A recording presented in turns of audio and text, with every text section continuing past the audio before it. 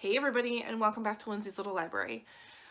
I don't know how this happened, but it is the end of April. Like literally today. I don't know when I'll get this up, but today is April 30th.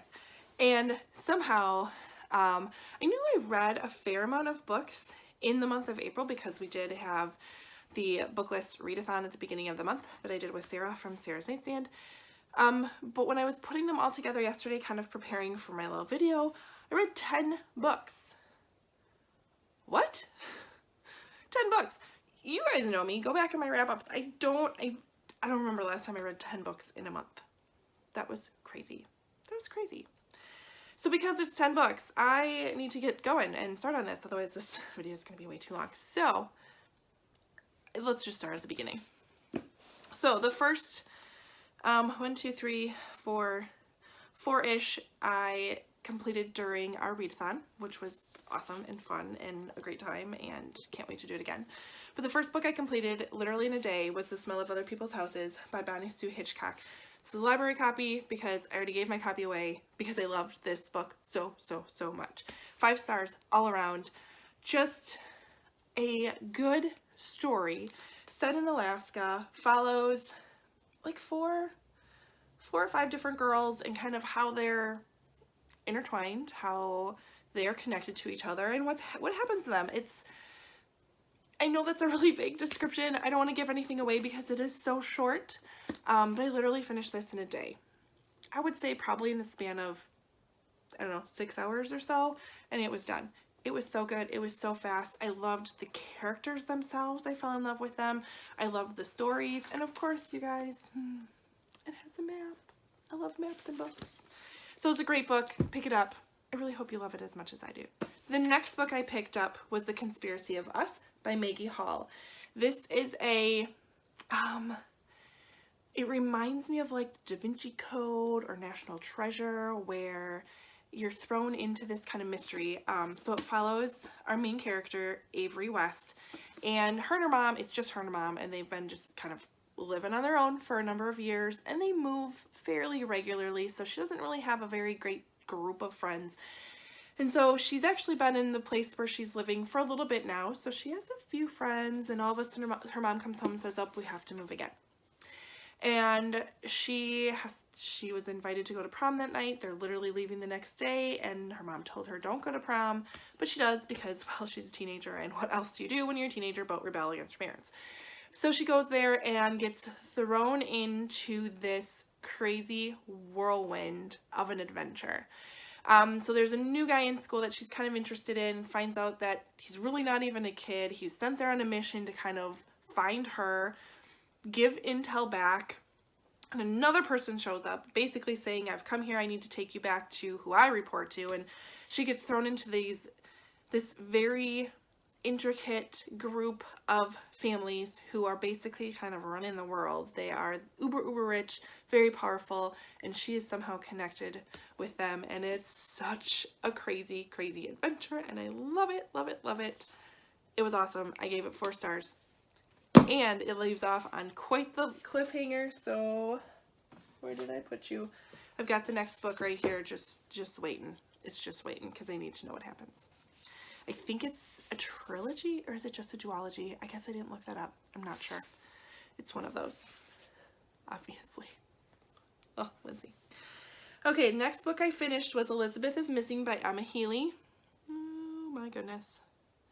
I have like all my lights on in my room because it's spring in Wisconsin, so it's raining like every day this week.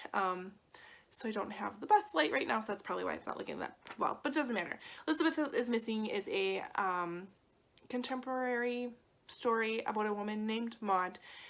She's elderly, and she has some sort of, I don't know if it's dementia or if it's Alzheimer's, some sort of memory problem.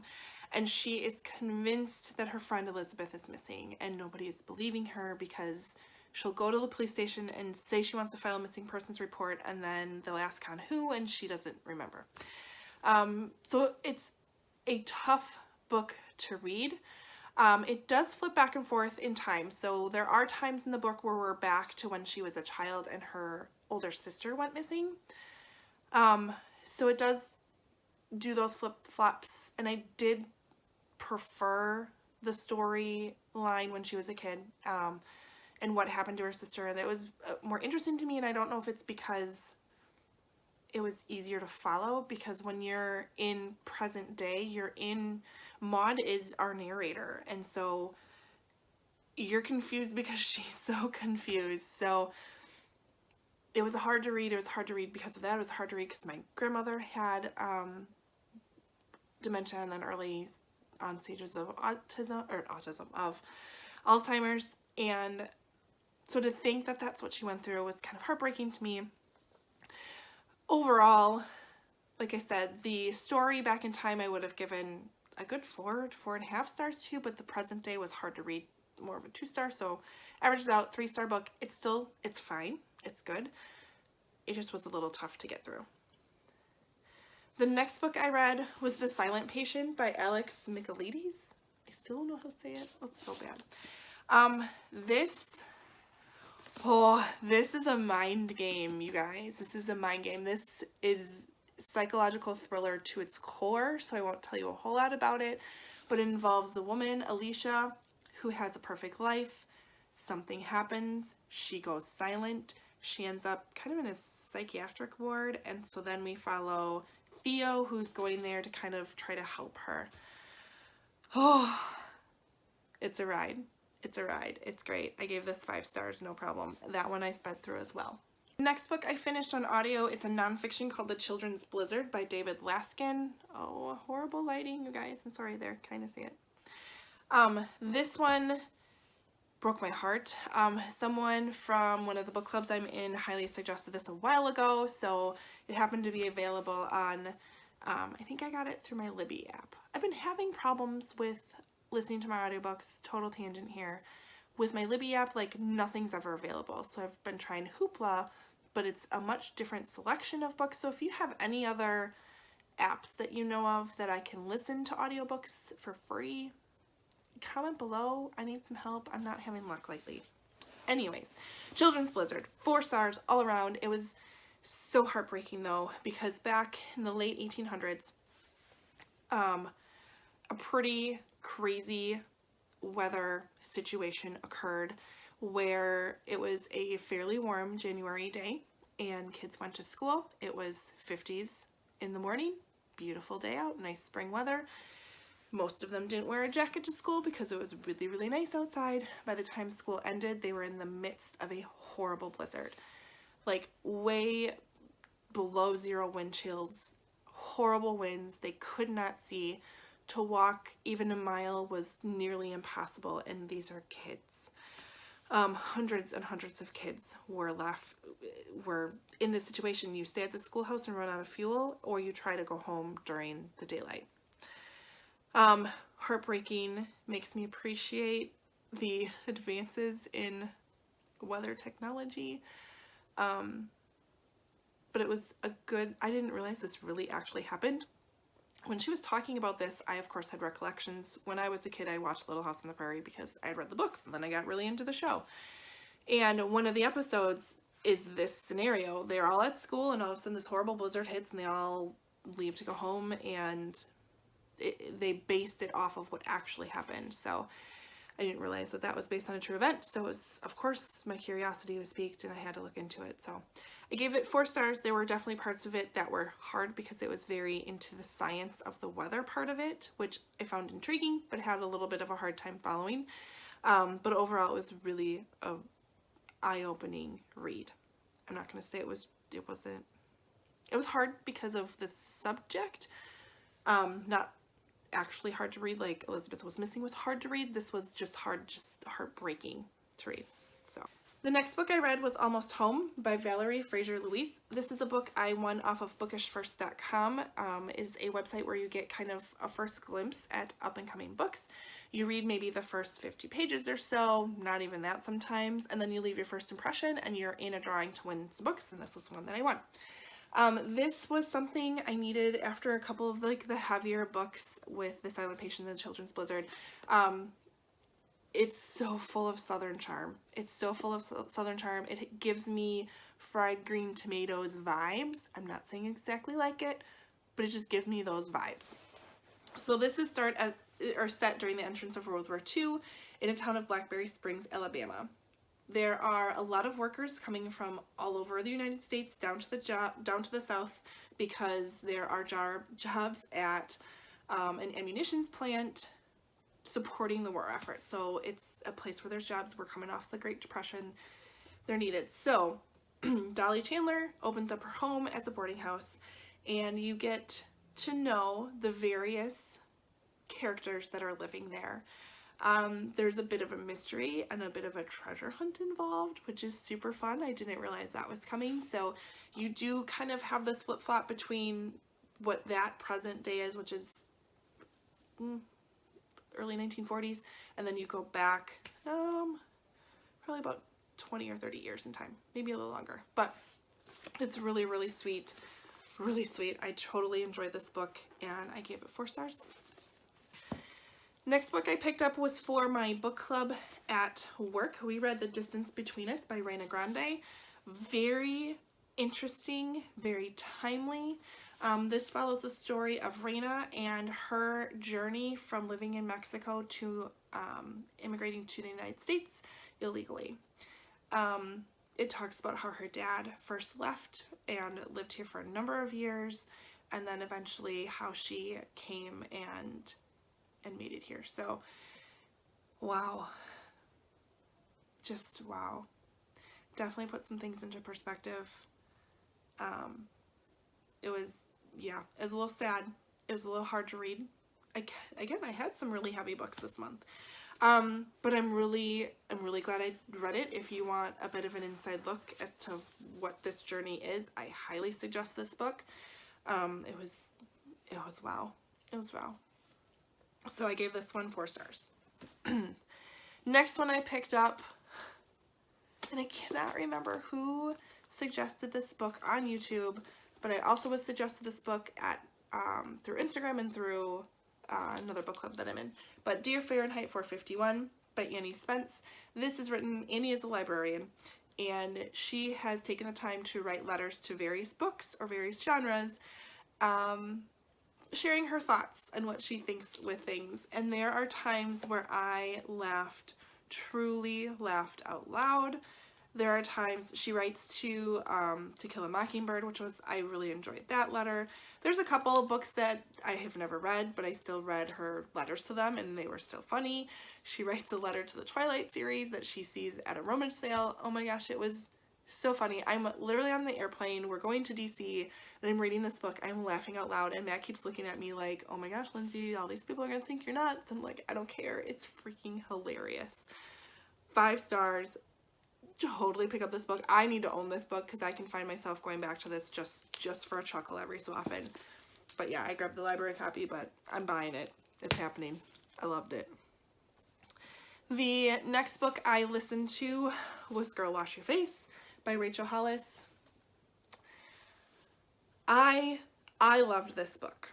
I gave this 5 stars. This resonated with me on multiple levels, and I do appreciate other people's opinions. I can see why other people do not like this book.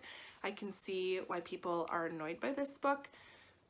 But I tend to go into books like this looking for what can I take out of this book to help myself.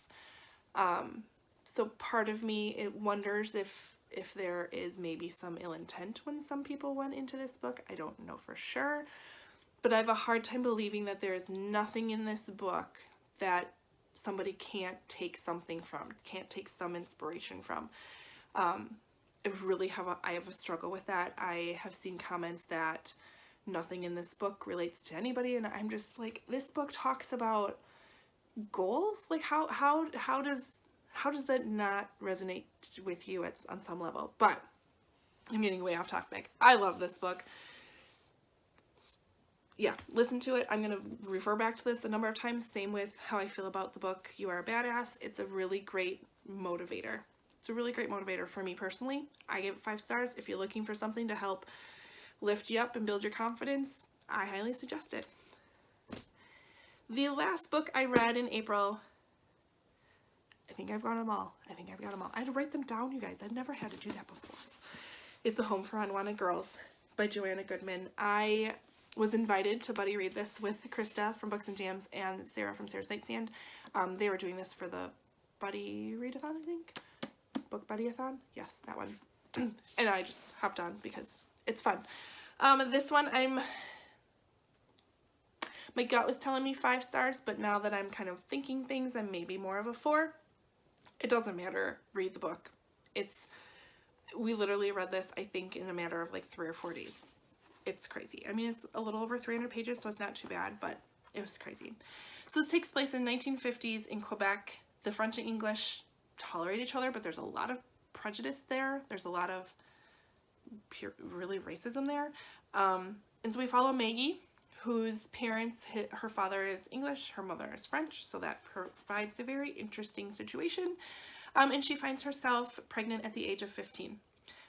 She is forced to give the baby up, and so we follow what happens with Maggie's life, and we follow what happens with the baby's life. I didn't realize this was based on true events until we kind of researched it a little bit, but this is based on true events, and that is just, it's just sickening, because what Quebec did at that time is they turned their orphanage system, basically turned them all into psychiatric hospitals because they got more funding for that. So all of their orphans became mental patients. It's hard to read, but still a really great book. And again, opened my eyes to something that happened that I had no clue about, which is what I love about historical fiction books, is they just really broaden my horizons with what happened. Now I understand that this is a fictional book. These characters did not truly exist, but the situation that they're dealt with did happen. And trust me, all 3 of us went down this rabbit hole of, I need to learn more about this and I need to know what happened, because it's crazy to think that happened. So really great read. 4 to 5 stars, 4.5 stars. We'll give it that. How about that?